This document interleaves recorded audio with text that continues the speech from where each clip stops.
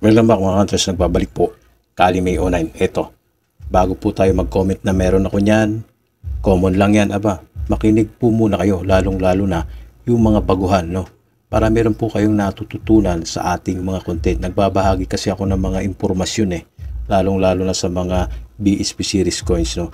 Tulad nito, meron po akong 2 piraso. Makinig mga baguhan. Year 1996, 1 piso BSP series coins. Ayan siya, ulitin ko, year 1996. Kung meron kayo dyan, hawakan nyo na para maikumpara dito.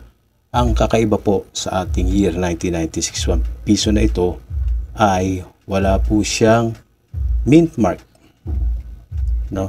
Walang mint mark. Yung mga datihan tignan ninyo. Alam nyo kung saan nakalagay ang mint mark, di ba? Tignan pa natin tong isa, dalawa kasing pirasong 1996 na walang mint mark, no?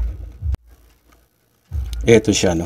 Ituturo muna natin kung saan ba dapat nakalagay ang mint mark. Dito yan makikita sa balikat ni Jose Rizal.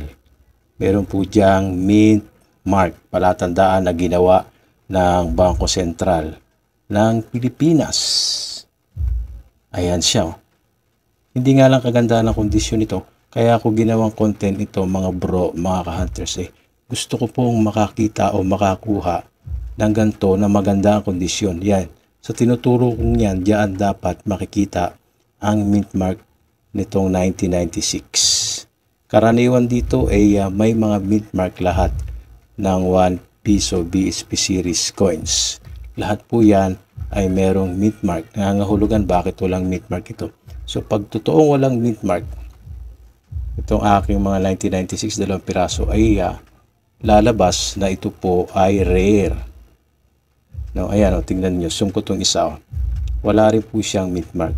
Ngayon, sabi ko nga, gusto ko pong makakita nito ng at least extremely fine condition, almost uncirculated to uncirculated condition. Kasi kapag ganun po ang condition, talagang mapapatunayan mo, no, kung meron kang makuha nito na walang mint mark, kahit talaga masasabi mong walang mint mark kasi maganda ang kondisyon. Ito kasing ating hawak ay medyo good na lang, no? Kaya medyo nag-aalanganin ako. Pero kung tinignan nyo naman, talagang walang bakas ng mint mark itong dalawang ito. No? Wala pa po akong nakakita nito sa iba. Kaya gusto ko pong tignan ninyo ang inyong mga year 1996 na maganda ang kondisyon na baka wala pong mint mark. No? Sa ganon, kung meron kayong mga maipakikita, dumami kayong may maipakita, nangangahulugan ito ay magiging common or semi-hard to find. Pwedeng ganon or hard to find. Kasi nga meron tayong dalawa dito, di pa natin talagang matukoy kung rare nga ba talaga or hard to find ito. Kasi pag sinabing rare, talagang bihirang-bihira. No? Sa kondisyon lang kasi nag-aalanganin ako. At kung titingnan din natin sa Numista, record ng mga numismatics and numista.com dito sa atin sa Pilipinas, no? Mamaya ipakikita ko sa inyo yung record. Wala rin Iniingatan ko to kasi malay natin, no? Maging rare ito at walang mint mark talaga yan. Kahit hindi maganda kondisyon, magkakaroon niya ng mga added value. Iniingatan ko yan. Ngayon, punta tayo sa n.numista.com. Sa Google, no? I-Google ninyo kung meron kayong gustong i-search kayong mga baguhan, no? Pag binibigyan kayo ng impormasyon, lalo na yung mga mahilig bang bash, wala kayong matututunan kung pangbabas ang inyong iintindihin. So, tingnan natin. Ang mint mark na sinasabi ay ito po. Mint, ayan.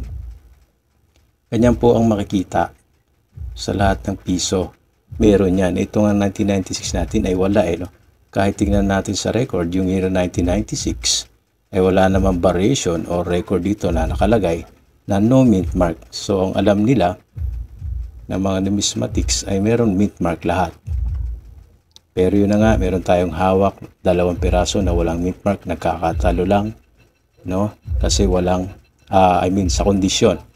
So, dapat